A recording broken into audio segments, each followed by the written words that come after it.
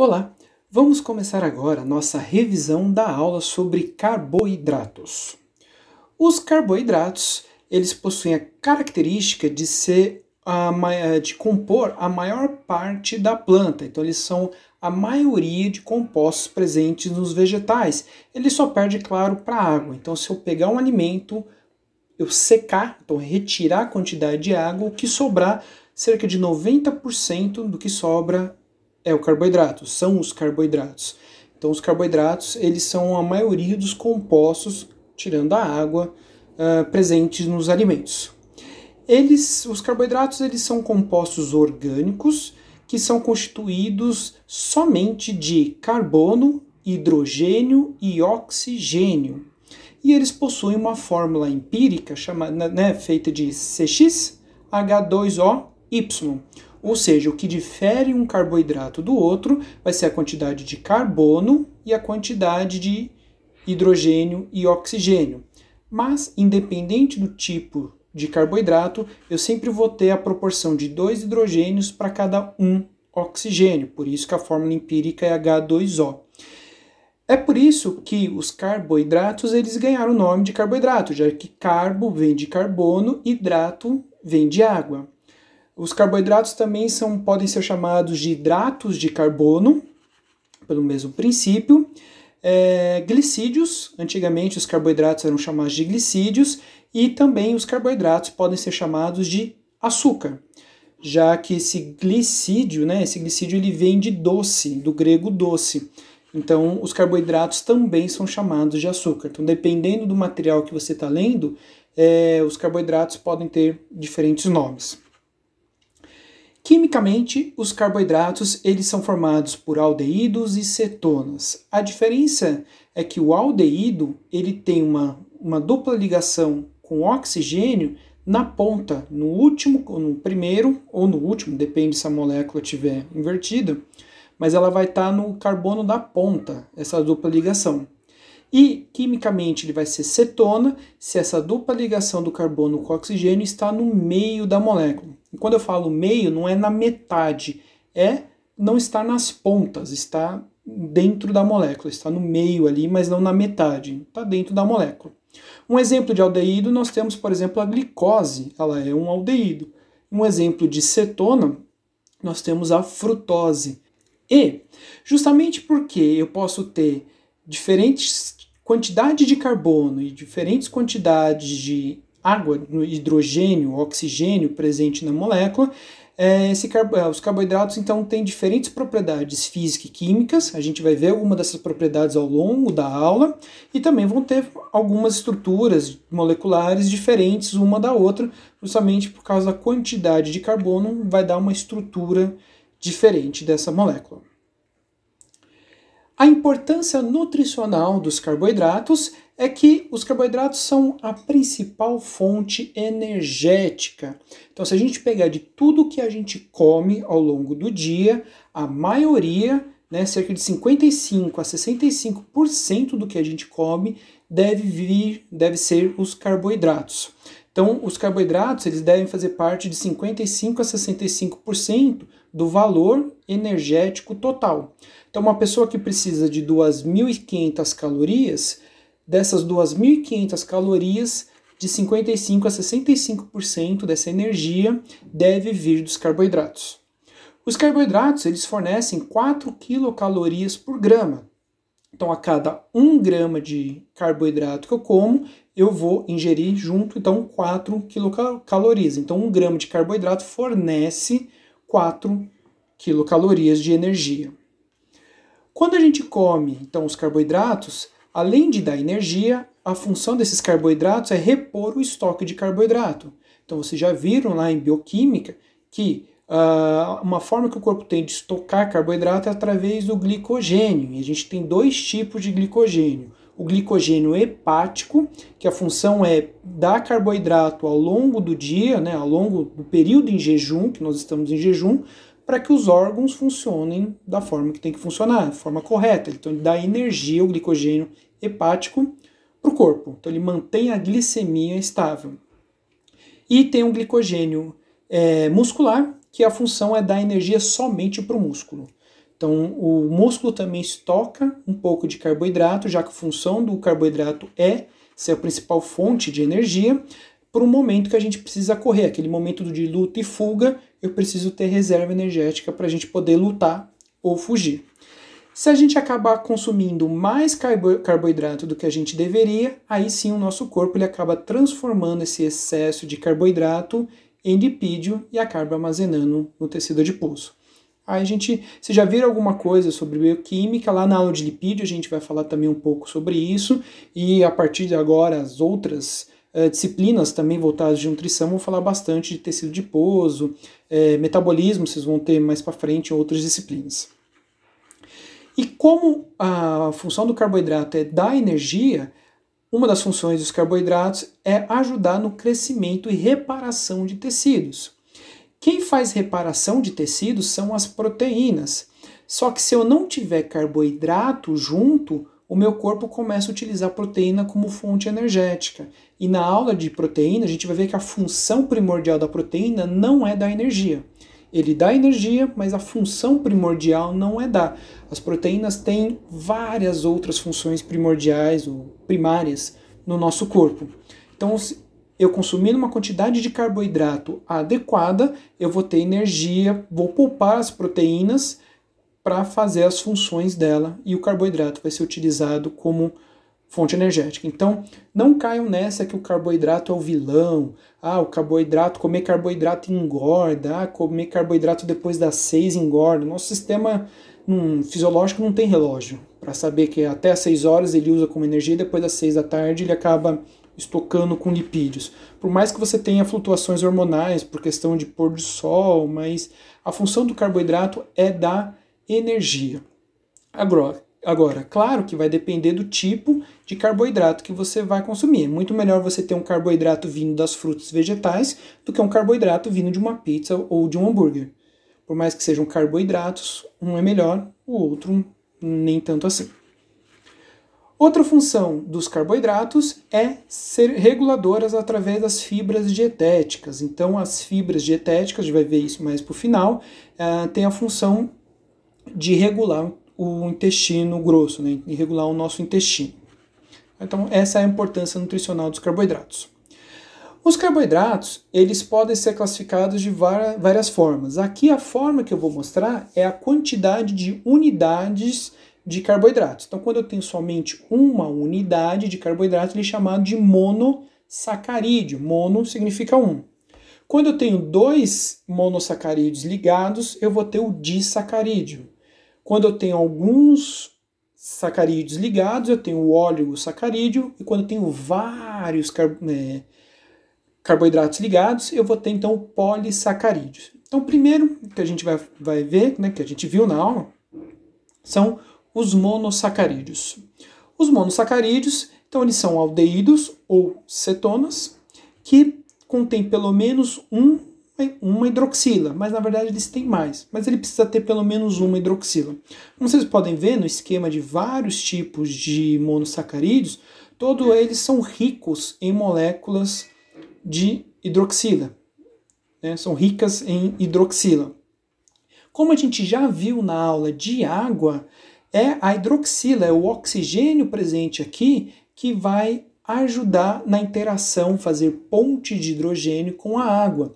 Então, quanto mais hidroxila um monossacarídeo tem, mais solúvel em água ele vai ser. E isso vai impactar nas propriedades físico-químicas desse monossacarídeo. Outra característica é que os monossacarídeos, eles têm pelo menos um carbono quiral, onde a maioria tem mais de um carbono quiral.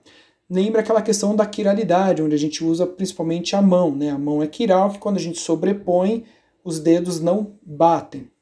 Isso é importante, a questão da quiralidade, justamente porque as nossas enzimas, elas são específicas. Elas só conseguem enxergar um tipo de molécula. Então, quando a gente fala em carbono quiral, normalmente a gente acaba colocando esse carbono quiral, a gente representa esse carbono quiral aqui para o carbono de maior número, né? Então, carbonos são numerados de 1 a 2, 3 pela quantidade, e aquele de maior número é onde a gente coloca, então, a questão da quiralidade. A gente padroniza a molécula. O que é um carbono quiral num monossacarídeo ou num alimento? Quando a gente coloca uma luz, a gente incide uma luz polarizada, essa luz ela vai ser desviada para a direita ou para a esquerda. Quando essa molécula ela reflete ou ela desvia a luz para a direita, ela é chamada de dextrorrotatória. Dextro vem de destro, vem de direita. Então, ela desvia a luz para a direita. Alguns livros você consegue ver as moléculas simbolizadas com a letra D, de dextrorrotatória, ou com o símbolo mais, também significa para a direita. Agora, se essa molécula desvia a luz para a esquerda, essa molécula é classificada como levorrotatória, ou L, de levorrotatória, ou menos. Então depende do livro, do material que você está lendo, ela pode ser L ou menos. Isso significa que essa molécula ela desvia a luz para a esquerda. Eu já comentei que isso é muito importante porque as nossas enzimas são estereoespecíficas. Então as nossas enzimas só conseguem, entre aspas, enxergar, quando a gente fala de monossacarídeos, somente os monossacarídeos do tipo dextrorrotatórios. Então a gente só consegue digerir, só consegue absorver, só consegue metabolizar os carboidratos que são dextrorrotatórios. Então se tiver algum tipo de carboidrato levorrotatório, a gente não consegue metabolizar, a gente não consegue produzir energia desse monossacarídeo. Então, por exemplo, a gente tem a glicose que ela pode ser D ou L. A glicose D a gente consegue digerir, absorver e transformar lá na via glicolítica, transformar depois isso, por exemplo, em energia. Agora, se for uma L-glicose, o nosso corpo não consegue metabolizar, apenas por causa da mudança do lado da hidroxila. Como eu falei, então a gente acaba utilizando o carbono de maior número, então a gente numera o carbono número 1 é sempre esse que tem a dupla ligação com o oxigênio, então por questão de padronização, então esse é o carbono 1, 2, 3, 4, 5, 6. O carbono quiral de numeração mais alta é esse carbono 5. Então se ele desvia a luz para a direita, a hidroxila eu vou pôr para a direita. Isso é uma questão de padronização, para que todos os livros, todos os artigos acabam colocando essa molécula e todo mundo que lê consegue entender. E se essa glicose, por exemplo, desviar a luz para a esquerda, eu vou pôr então essas hidroxilas para o lado esquerdo. Eu tenho uma inversão aqui da molécula, como se ela estivesse no espelho, questão da quiralidade. Uma característica dos monossacarídeos é que os monossacarídeos com mais de 5 carbonos, eles não ficam nessa forma linear que nem é apresentada aqui. Eles são, na verdade, eles ganham uma forma fechada. Então, em meio aquoso, os monossacarídeos de mais 5 carbonos, eles ficam numa forma cíclica, numa forma fechada. Isso porque isso confere uma característica dessa molécula ficar mais estável.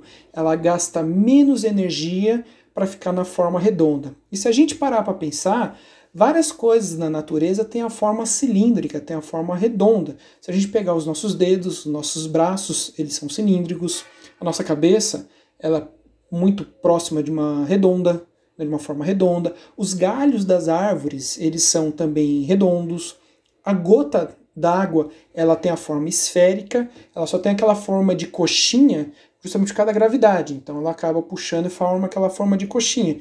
Mas se você pegar a água lá no espaço, lá na estação espacial e jogar ali no ambiente, você vai ver que a água ela fica redondinha. Tem vários vídeos dos astronautas, lá, o pessoal da estação espacial que fica brincando com a água ali. Então você vai ver que ela fica redonda justamente porque é uma forma que as moléculas elas ficam mais estáveis. Então, para ocorrer essa ciclização, eu vou ter a ligação, então, uma interação entre o carbono 1 com o carbono 5 desse monossacarídeo. Então, esse carbono 5 ele vai ser, digamos, ser atraído aqui para o carbono 1. Então, com isso eu começo a ter um fechamento. Essa molécula começa a se dobrar. então ela começa a ganhar ângulos, ela começa a se dobrar, essas ligações elas mudam, elas dobram, justamente para poder fazer essa ligação entre o carbono 5 e o carbono 1. Então eu tenho mais ou menos isso daqui. Então meu carbono 1, meu carbono 2, ele vem para a esquerda, o meu carbono 3 sobe, fica na mesma linha do carbono 2, o carbono 4 ele acaba ganhando um pouco mais de ângulo, o carbono 5 ele fica mais próximo do carbono 1. Como eu falei, a interação da ciclização ocorre entre o carbono 5 e o carbono 1. Na verdade, essa ciclização ocorre a interação entre o hidrogênio da hidroxila do carbono 5 com o oxigênio do carbono 1. Então esse hidrogênio ele vai ser arrastado, na verdade ele vai ser levado até esse oxigênio aqui. Tá? Então o hidrogênio ele vai ser arrastado aqui. Só que essa molécula vai ter um problema, porque o oxigênio ele faz duas ligações. Nessa forma ele está fazendo 3. Ele está fazendo uma ligação com o hidrogênio e mais duas com o carbono. Então com isso eu tenho a perda de uma ligação com o carbono. O carbono ele faz 4 ligações e agora ele está fazendo 3, já que ele perdeu uma ligação com o oxigênio. O oxigênio ele faz 2 ligações, ele está fazendo uma porque ele perdeu a ligação do hidrogênio. Então esse oxigênio ele vai se ligar com o carbono para estabilizar essa molécula, para estabilizar esses átomos. Então eu tenho essa ligação. Então com isso a minha molécula ela se fecha. Então ela fica na sua forma cíclica. O nome dessa ligação entre um carbono, oxigênio, carbono, que fica aqui, ela é chamada de ligação M-acetal. Ela é M-acetal se ela é feita por um aldeído, ou ela é M-cetal se essa ligação ela é feita com uma molécula de cetona. Tá? Então é M-acetal se for um aldeído, M-cetal se for uma cetona.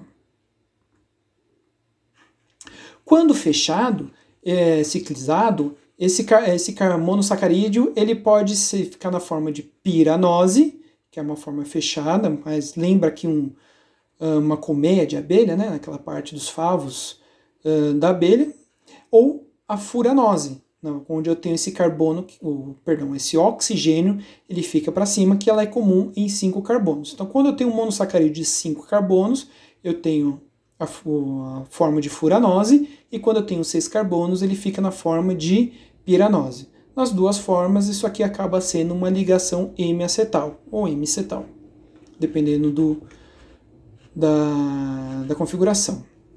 Porém, essa ligação aqui do carbono 1, ela não fica, voltando para o slide anterior, ela não fica reta, e esse hidrogênio aqui fica reto. Na verdade, essa hidroxila ela pode ficar para baixo, com o hidrogênio ficando para cima, ou essa hidroxila pode ficar para cima, com o hidrogênio ficando para baixo. Então, não fica exatamente dessa forma.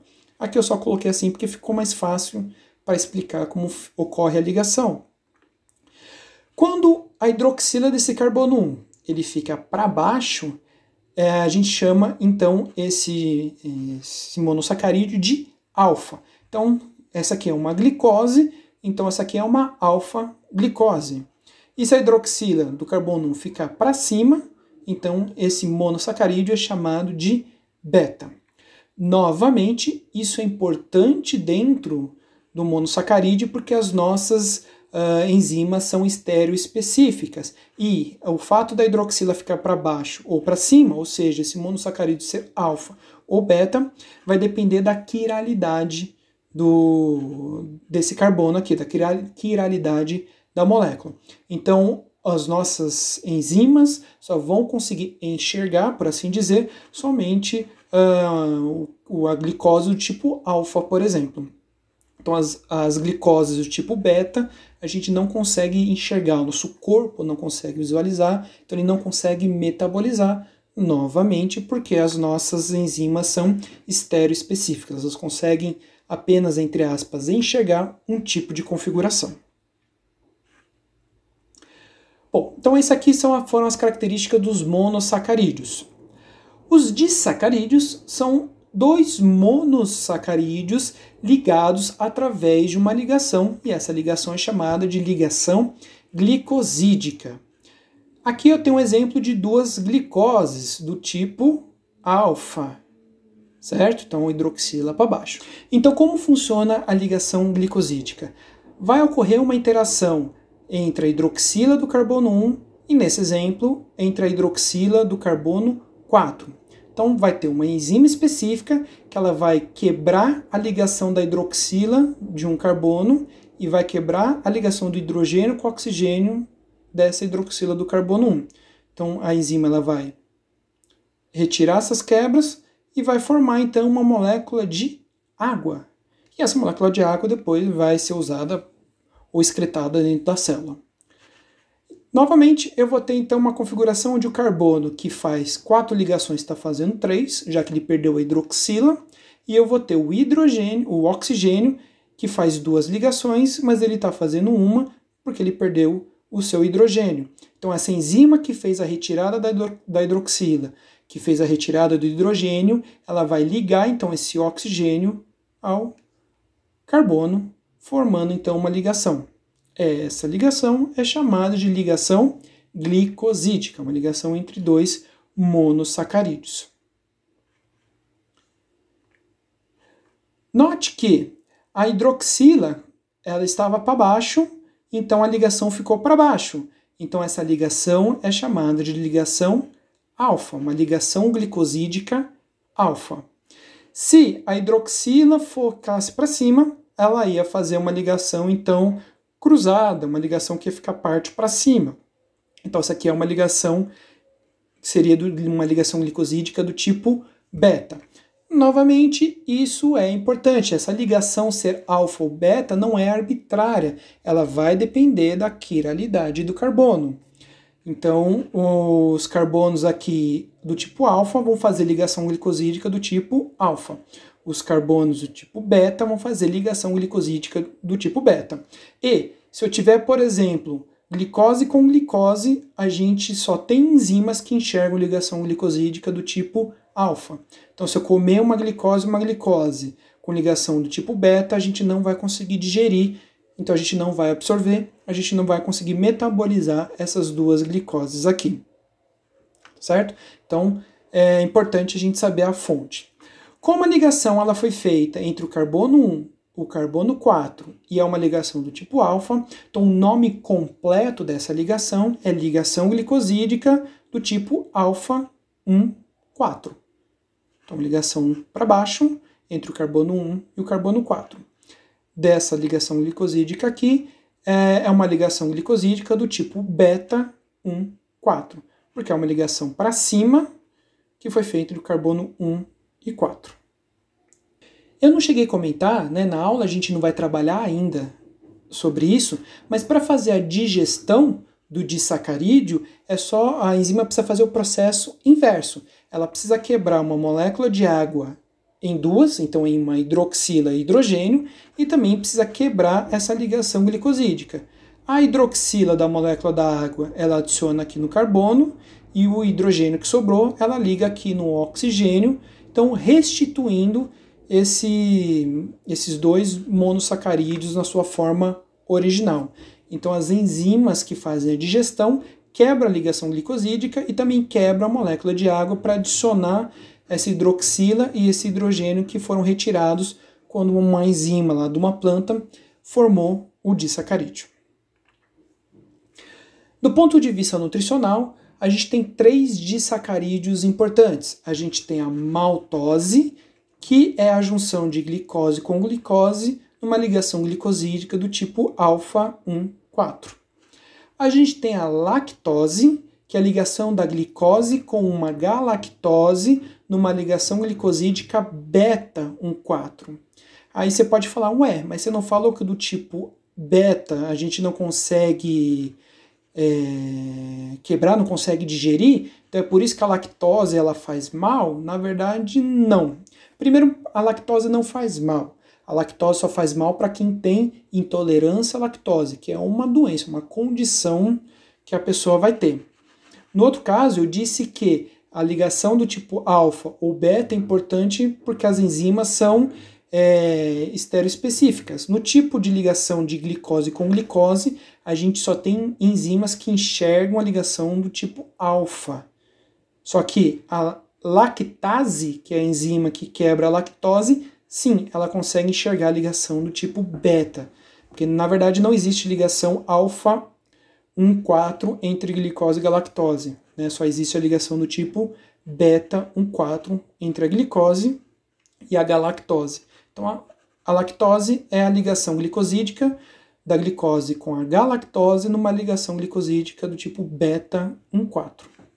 E a sacarose é a ligação entre a glicose e a frutose. A maltose, ela tem origem então, da quebra do amido. Então, quando a gente quebra o amido, vai quebrando, sobra a maltose, que é um disacarídeo. A lactose, ela é o açúcar, é o carboidrato presente no leite. Aí, só por curiosidade, a lactose, ela é a principal fonte energética para os lactantes, né? Então, para os bebês que mamam, a principal fonte de carboidrato, ela vem da lactose. Então, e a quantidade de lactose no leite vai depender também da espécie que produz. No ser humano, o leite materno ele tem cerca de 7% de lactose. O leite bovino ele tem cerca de 4,5% de lactose. Então, depende da espécie, porque o leite materno foi feito para aquela espécie. E a sacarose ela é encontrada no açúcar de mesa. Aquele açúcar que a gente usa para adoçar, né, o açúcar de mesa, ele é a sacarose, que no Brasil ele é de origem da cana-de-açúcar. Então eu tenho um monossacarídeo, que quando é uma molécula só, eu tenho um disacarídeo, que são duas moléculas, e quando eu tenho de 3 até uns 20 moléculas de monossacarídeos ligadas através de ligação glicosídica, eu vou ter um oligosacarídeo. Óligo significa pouco, então eu tenho poucos sacarídeos ligados. Então são ligações glicosídicas entre 3 e 20 monossacarídeos. A característica dos oligosacarídeos encontrados na natureza é que o ser humano não consegue digerir. Então os oligosacarídeos presentes naturalmente nos alimentos não são digeridos, justamente porque são ligações glicosídicas onde a gente não tem enzimas para fazer essa quebra. Um exemplo, por exemplo, a gente tem então a planta, ela pega então forma a sacarose, que a gente conseguiria digerir a princípio, mas ela liga então uma galactose na glicose, numa ligação glicosídica do tipo 1,6, alfa 1,6, né? Então alfa de galactose 1,6. Eu já disse, voltando ali para o slide dos disacarídeos, a gente só consegue digerir a ligação de glicose com a galactose quando ela está numa ligação glicosídica do tipo beta 1,4. Quando ela está do tipo alfa 1,6, para aqui em cima, a gente não tem enzima, então a gente não consegue quebrar, a gente não consegue digerir. Esse trisacarídeo ele é chamado de rafinose. E a staquiose é quando eu tenho uma galactose também ligada a uma outra galactose aqui, numa ligação glicosídica do tipo alfa 1,6. Que a gente também não tem enzimas que quebram ligação entre galactose com galactose. Então a característica dos oligosacarídeos é eles não serem digeridos, justamente porque a gente não tem enzimas para fazer essa quebra da ligação glicosídica. Quando eu tenho mais que 20 monossacarídeos, eu tenho então os polissacarídeos, os vários, os muitos sacarídeos ligados através de ligação glicosídica. A gente fala que ele precisa ter mais que 20, mas na verdade, a maioria dos polissacarídeos, eles são entre 200 e até 3.000 monossacarídeos ligados, então 3.000 ligações glicosídicas, 3.000 monossacarídeos ligados um com o outro através de ligação glicosídica. Mas na natureza a gente consegue encontrar polissacarídeos muito maiores, como a celulose, que faz parte da parede celular dos vegetais. Ele tem entre 7.000 e 15.000 monossacarídeos, ele é formado entre 7 e 15.000 monossacarídeos ligados através de ligação glicosídica, então um ligado no outro, 15.000 monossacarídeos. E a milopectina, que é um polissacarídeo que faz parte do amido, que a gente consegue consumir, ele tem mais de 60 mil monossacarídeos ligados através de ligação glicosídica. Então, os polissacarídeos são grandes moléculas de carboidratos.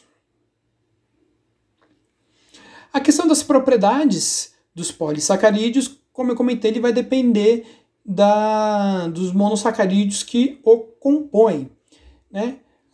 Como eu comentei que os monossacarídeos eles são ricos em hidroxilas, então eu tenho essa hidroxila, essa aqui e essa aqui. Essa aqui não conta muito porque ela está, digamos, escondida dentro da molécula. Então só aqui eu tenho 3 hidroxilas que são capazes de fazer pontes de hidrogênio com moléculas de água. Então elas vão conseguir atrair algumas moléculas de água. Além disso, o oxigênio da ligação M-acetal também faz ponte de hidrogênio. Então ele consegue atrair mais moléculas de água. O oxigênio presente na ligação glicosídica também consegue fazer ponte de hidrogênio. Então, os polissacarídeos eles são relativamente muito solúveis em água, justamente porque eles têm vários hidroxilas que fazem pontes de hidrogênio com a molécula de água no meio. Isso vai fazer, então, que a molécula de água vai se ligar e, com isso, esse polissacarídeo ele comece a inchar. Então, ele cresce de tamanho porque eu tenho água ligada ali. Então, ele aumenta de tamanho justamente porque eu tenho moléculas de água que vão sendo ligadas ali. Então, faz ponte de hidrogênio, a molécula de água fica retida e, com isso, ela cresce. Os polissacarídeos, quando eles são hidratados, quando eles fazem essas pontes de hidrogênio com a água, eles têm a característica de alterar a viscosidade, ou seja, fica uma coisa que a água é mais líquida. Quando eu ponho um polissacarídeo, essa mistura ela é um pouco mais viscosa. Então eu alterei a propriedade reológica ali da mistura, então ela ficou mais viscosa. Isso é importante para fazer uma série de alimentos ou produtos alimentícios, como por exemplo mingau. Se a gente faz um mingau de amido, a gente pega o leite, que é líquido, na hora que a gente adiciona o polissacarídeo, no caso a gente adiciona o amido, ele vai ficar, depois de esfriado, ele fica mais pastoso. Então eu mudei a viscosidade da solução. E isso tem a ver com essa característica de hidratação que o polissacarídeo vai conseguir fazer. Outra característica é que os polissacarídeos conseguem vão conseguir alterar a viscosidade da solução em concentrações muito pequenas. Então eu preciso adicionar muito pouco do polissacarídeo ali numa solução líquida para eu aumentar a viscosidade daquela solução. Essa quantidade que eu preciso adicionar, ela vai depender do tipo de polissacarídeo que eu estou adicionando ali, mas eu posso alterar tanto essa viscosidade que eu posso endurecer essa solução. Essa solução de líquida ela vai se transformar em gel. Então eu posso formar gel. E como que isso mais ou menos acontece? Um polissacarídeo é uma molécula muito grande. E quando eu coloco esse polissacarídeo na água, as moléculas de água vão começar a ficar retidas, vão ficar presas aqui dentro desse polissacarídeo. Lembre que esse polissacarídeo ele vai inchar, então ele vai pegar bastante água e vai inchar. E com isso a outra molécula, o outro polissacarídeo vai inchar, o outro polissacarídeo vai inchar, o outro vai inchar, o outro vai inchar. Com isso eu vou ter menos água livre para ficar a solução líquida, a água vai ficar presa. E com isso eu altero a viscosidade, ela tende a ficar um pouco mais sólida, ou ela é puxada mais para o sólido, justamente porque a água fica presa. Então a água fica do estado líquido, estava solta, ela fica presa, então eu mudei a viscosidade. Dependendo do tipo de carboidrato que eu estou utilizando, fica tanta água presa aqui, que a minha solução fica sólida depois. Então a gente fala que formou um gel. Então, que passou do estado líquido para o estado sólido.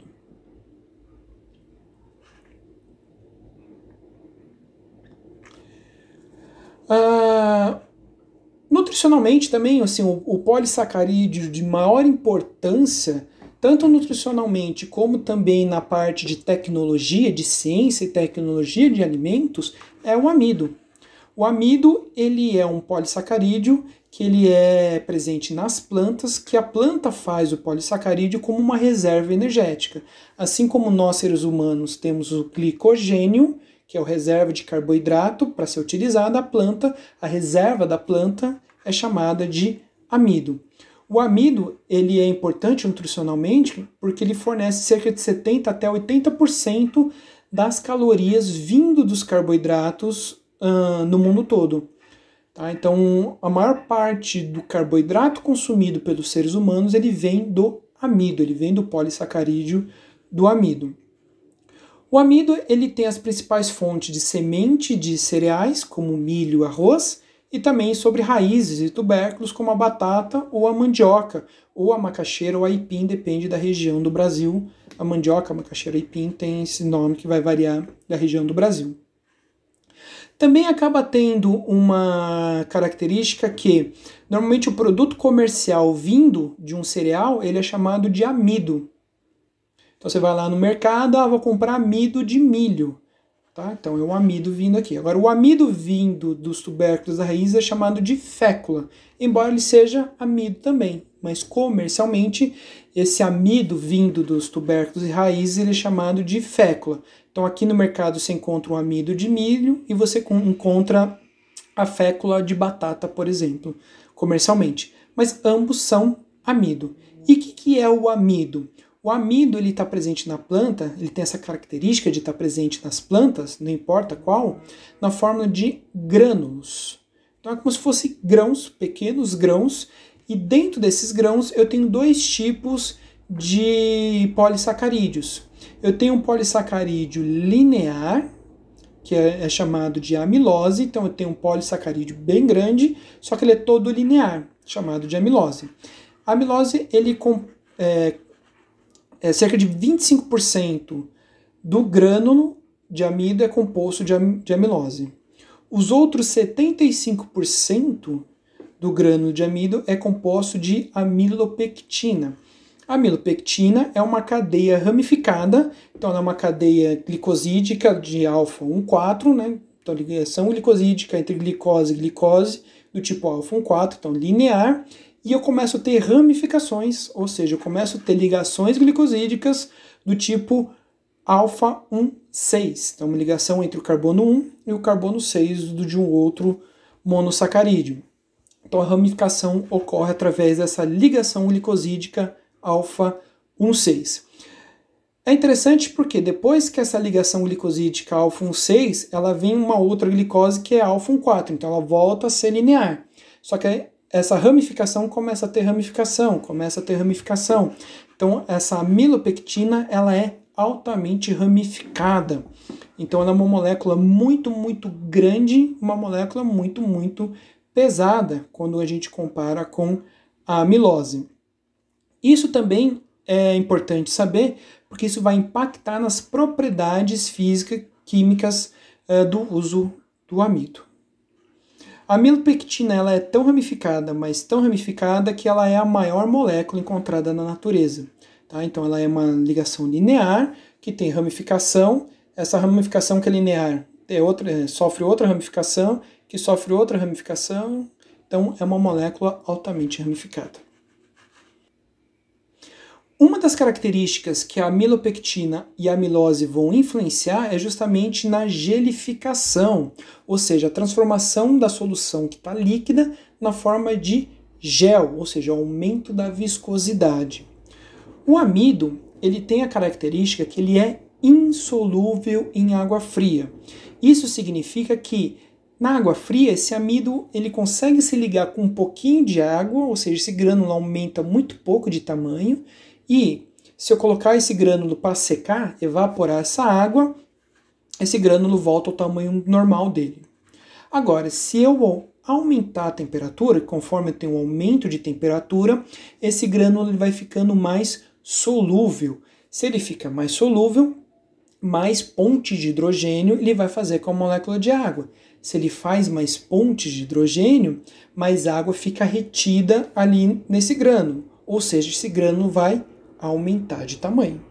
Conforme esse grânulo aumenta de tamanho, lembre que maior é a viscosidade dessa solução. Conforme eu vou ter esse aumento desse grânulo começa a se romper um pouco, liberando amilose e amilopectina. E conforme essa amilose e amilopectina elas são liberadas, elas conseguem se ligar na água e vão formando estruturas tridimensionais que vão aprisionar a água. Então, voltando um pouco no slide, em alguns slides anteriores, vai exatamente isso aqui. Então, essa amilose e amilopectina, que são moléculas muito grandes, elas começam a formar essa rede tridimensional que vão aprisionando água, que vão contribuir, então, com o aprisionamento dessa água dentro dessas ligações aqui tridimensionais. E com isso eu vou ter, então, o aumento da viscosidade. Então, mais viscosa vai ser a solução, até eu atingir uma temperatura máxima. Se eu continuar aquecendo aqui, né, nessa temperatura máxima, eu vou ter uma máxima formação da viscosidade. Então, eu vou ter a formação de uma pasta de amido, que é, por exemplo, o maior exemplo disso é o mingau de amido que a gente faz, ou falando a marca, que é mais comum, é o mingau de maisena. Maisena é o amido. Então, o que é esse mingau de amido? Nada mais é do que uma pasta de amido, porque a gente colocou no leite mais frio, colocou o amido, mexeu, a gente começou a aplicar uma força de cisalhamento, a gente vai começar a misturar. Essa água que está presente no leite vai hidratar aqui o grânulo de amido. Esse água presente no leite também vai começar a se formar uma rede tridimensional de amilose e amilopectina, que vão ser liberadas conforme eu tenho aumento de temperatura, até que eu tenho um aumento da viscosidade, que é, então, o leite que estava líquido, ele se forma, então, uma pasta, ele fica mais viscoso. Eu tenho o meu mingau. Quem já fez molho branco também tem um processo muito parecido. Para fazer o molho branco na culinária, a gente faz aquele chamado de roux, que é a manteiga com farinha de trigo. Então a gente põe a farinha de trigo na frigideira com manteiga e depois adiciona o leite.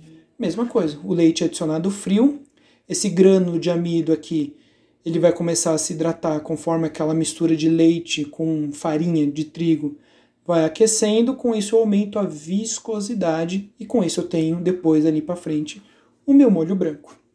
Tá? Então, tanto o mingau, o molho branco ou qualquer solução que a gente coloque farinha ou coloque amido numa preparação, fica mais viscoso aquele prato, aquele resultado final, justamente porque eu tenho então a formação da pasta. Eu tenho então essa água que está presente no leite, na água, enfim, essa água ela vai ficar retida e com isso ela fica mais viscosa. Só que isso tem um problema também. Se eu continuar aquecendo, esse grânulo começa a quebrar, essa rede tridimensional formada de amilose e amilopectina começa a quebrar, aí a água começa a ser liberada, então eu tenho a minha perda de viscosidade. Então, para toda a formação de pasta de amido, seja de farinha de trigo, seja de amido de milho, essa pasta tem uma temperatura ótima de trabalho. Passou essa temperatura, eu começo a ter perda da viscosidade.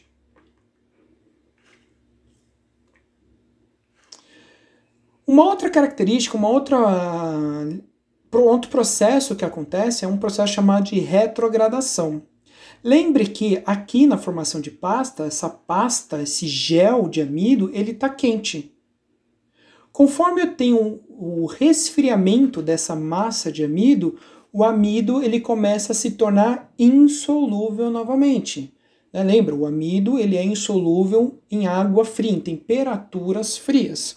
Então, conforme eu tenho a saída, o resfriamento dessa massa, essas ligações, voltando novamente no slide aqui, então essas ligações que vão acontecer entre os polissacarídeos, eles começam a ficar cada vez mais forte. Então, conforme eu tenho o resfriamento daquela pasta, essas ligações químicas entre moléculas de polissacarídeos ficam mais fortes. Isso faz a água ficar mais retida. Então a água fica muito mais presa porque as ligações ficam muito mais fortes. Esse processo de ligação ficar mais forte é chamado de retrogradação. Isso faz a massa ficar mais dura. Quanto mais forte a ligação, mais dura vai ficar o produto mais para frente. Isso ele é muito importante, por exemplo, em processos de panificação. Quando você compra um pão ou você faz na sua casa um pão, quando você tira do forno, ele está macio.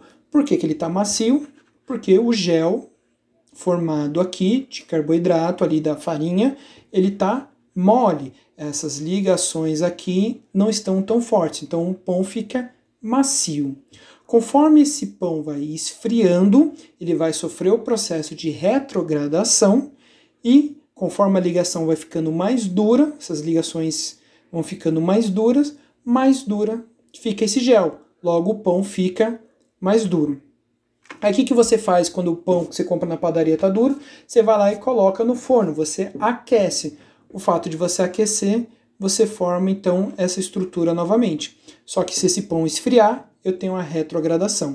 Então o que é a retrogradação?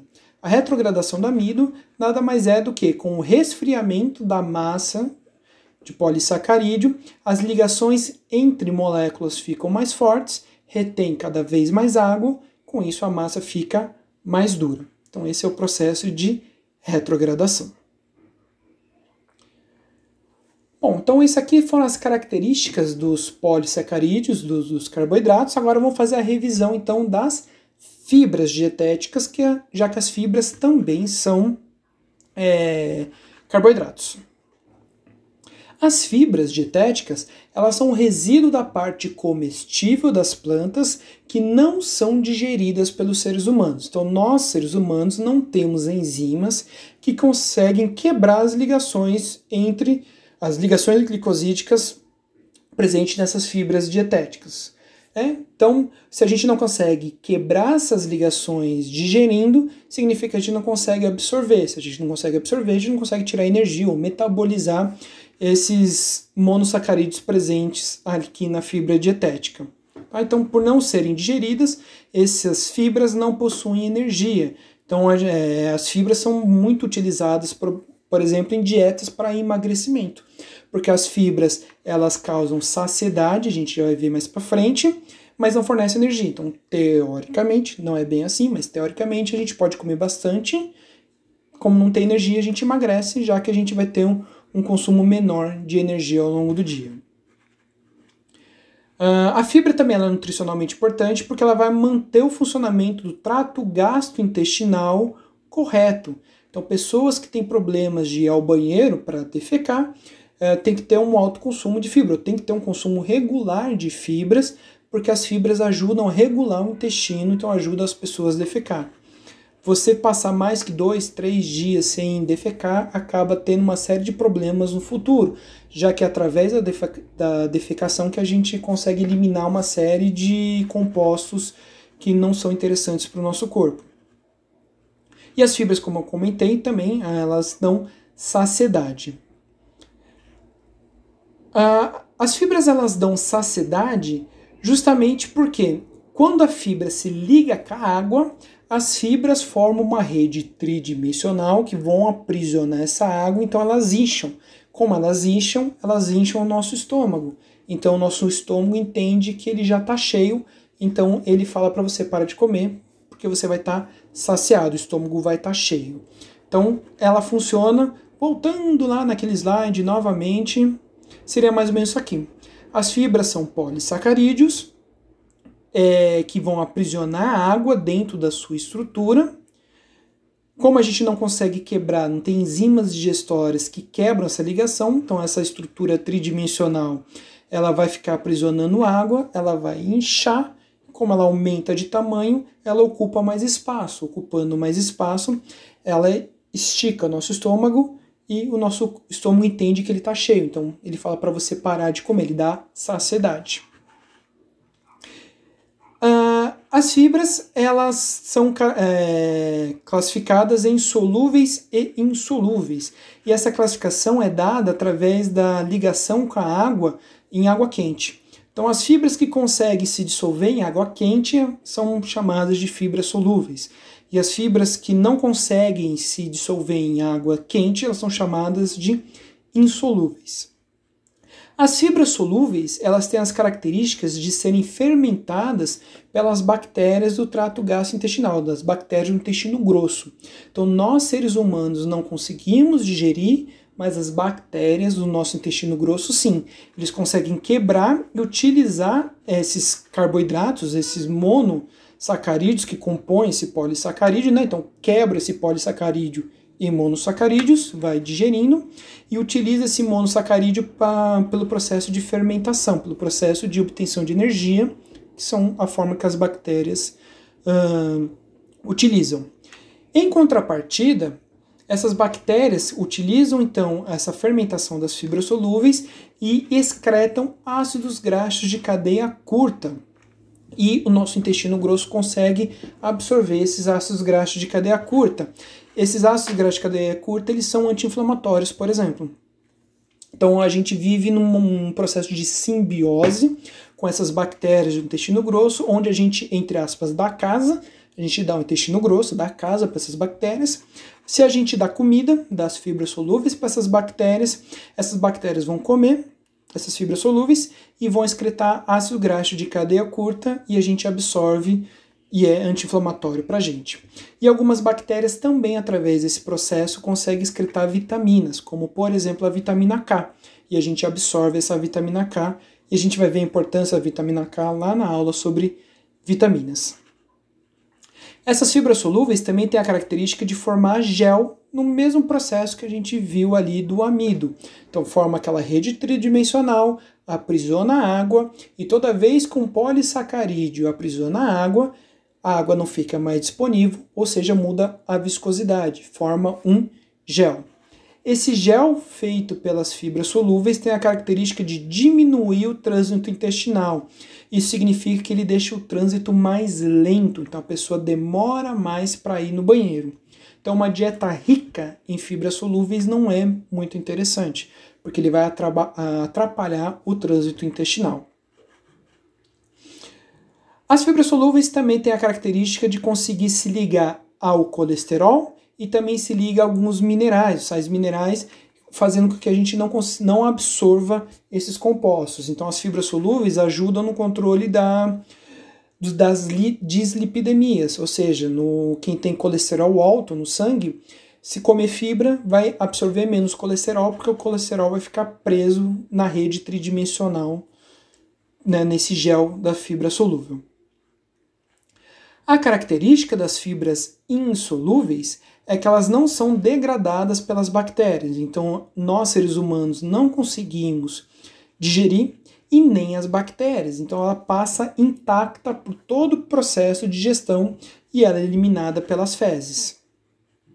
As fibras insolúveis também têm a característica de absorver água, se ligar com a água, então ela dá saciedade, porque ela absorve água e aumenta de tamanho. As fibras insolúveis, por não serem degradadas pelas bactérias, elas dão volume às fezes, né? Então tem maior formação de fezes, e essa maior formação de fezes faz com que tenha um aumento da velocidade do trânsito intestinal, ou seja, a pessoa aumenta a frequência que vai ao banheiro. Então pessoas que têm problemas de defecar, né, passam muito tempo sem ir ao banheiro, tem que comer muita fibra, ou tem que comer mais fibra insolúvel, já que a fibra solúvel também acaba retardando o trânsito intestinal. Então você tem que ter um equilíbrio entre a fibra solúvel, que é importante porque as bactérias fermentam e acabam excretando uma série de substâncias que a gente absorve, e das fibras insolúveis, que vai ajudar no trânsito intestinal. Então tem que ter esse equilíbrio aqui. A fibra insolúvel, ela também se liga com colesterol e sais minerais, fazendo com que a gente não absorva esses compostos. Então também vai ter no controle, por exemplo, de diabetes, já que a fibra insolúvel se liga com glicose e você não absorve essa glicose, já que você não consegue absorver esse composto. A glicose ligada não vai ser absorvida.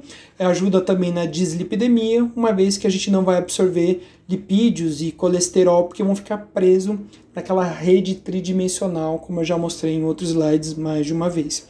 Então, naquela rede tridimensional não é só água que se liga também glicose, se liga também sais minerais, se liga também lipídios, colesterol e isso faz com que você ajude no controle das dislipidemias. A ingestão diária recomendada de fibras é em torno de 25 a 35 gramas de fibras por dia e, isso é muito importante, essas fibras devem ser consumidas com água. Não adianta comer fibra sem água, porque se você comer fibra sem água, não tem essa formação da rede tridimensional, não tem a formação de gel. E o efeito laxativo que você quer quando come fibra é o oposto. Então, se eu não tenho esse inchamento das fibras, eu vou ter então uma diminuição do trânsito intestinal. Então, eu vou ter o efeito oposto do laxativo. Então, para quem tem problemas que ficam muito tempo sem ir ao banheiro, sem defecar, junto das fibras deve comer também água, né? Deve ingerir junto com as fibras a água para ter esse efeito laxativo. Então, o efeito laxativo ele ocorre somente com fibra mais água. Eu preciso da formação da rede tridimensional, eu preciso da formação de gel para que esses efeitos benéficos da fibra possam acontecer. E uma última coisa que a gente viu na aula de carboidratos foi a questão do conceito de índice glicêmico e de carga glicêmica. Bom, por definição, o índice glicêmico ele é a área sobre a curva de um alimento teste dividido pela área sobre a curva de um alimento padrão. Então, como é que funciona? O que é essa curva? Eu vou dar 50 gramas de carboidrato de um alimento teste, que é o alimento que eu quero saber o índice glicêmico dele. Então, eu dou 50 gramas de carboidrato desse alimento e a cada 15 minutos eu vou recolhendo o sangue dessa pessoa e vou acompanhando a glicemia dessa pessoa. Então, quão rápido ou quão devagar, qual foi o aumento da glicemia dessa pessoa durante 2 horas quando eu dei 50 gramas de carboidrato. Depois, eu vou dar um alimento padrão, e esse alimento padrão é glicose, então eu vou dar 50 gramas de glicose para essa pessoa, para essa mesma pessoa, e vou colher o sangue dela de 15 em 15 minutos até dar 2 horas de teste, e vou acompanhar o quanto a glicemia aumentou. E eu comparo esse aumento de glicemia do alimento teste do alimento padrão. Então, um alimento com baixo índice glicêmico significa que ele aumenta muito pouco a glicemia quando a gente consome esse alimento. Então, quando a gente consome comparado sempre com a glicose. Alimento com alto índice glicêmico significa que ele aumenta muito a glicemia comparada com a glicose. Então, tem um aumento de glicemia muito grande. Isso é interessante, por exemplo, quando você for trabalhar com diabéticos. Diabéticos, como já tem pela patologia problemas de controle de glicemia, se você dá um alimento onde você aumenta a glicemia dele de uma forma muito rápida, ele vai ter problemas de saúde por causa disso. Então, para diabéticos, é interessante você trabalhar com alimentos que aumentem muito pouco a sua glicemia. Só que o índice glicêmico, o conceito de índice glicêmico, ele traz um problema, porque ele compara quantidades iguais de carboidrato com a mesma quantidade de glicose. Só que você tem alguns alimentos que eles têm pouco carboidrato disponível. Então, para você, por exemplo, fornecer 50 gramas de carboidrato desse alimento, ele teria que consumir muito desse alimento. Então, seria exemplificando aqui, né?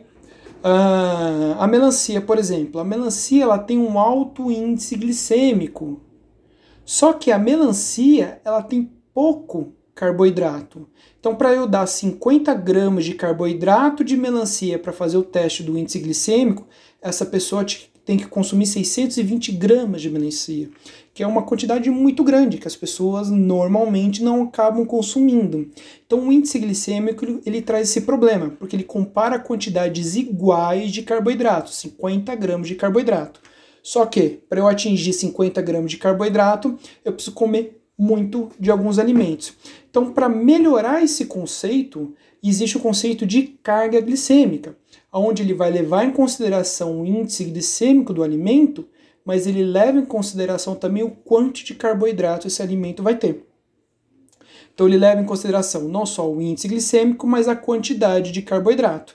Então se a gente pegar o exemplo da melancia, ela possui um alto índice glicêmico, certo? Mas ela tem uma carga glicêmica baixa. Isso significa que ela tem pouco carboidrato disponível aqui. Então em 100 gramas de melancia eu tenho 8 gramas de carboidrato. Para dar os 50 gramas de carboidrato aqui, a pessoa precisa consumir 620 gramas de melancia, o que praticamente ninguém consome. Então, se a gente for pensar só no quesito índice glicêmico, talvez um diabético não poderia consumir melancia. Mas até que ele pode consumir, porque a quantidade que ele vai comer de melancia é baixa, logo a quantidade de carboidrato que ele vai consumir da melancia também vai ser baixa. Então, ele vai ter uma carga glicêmica baixa. O aumento da glicemia dele não vai ser alto, justamente porque a quantidade de carboidrato consumida vai ser baixa.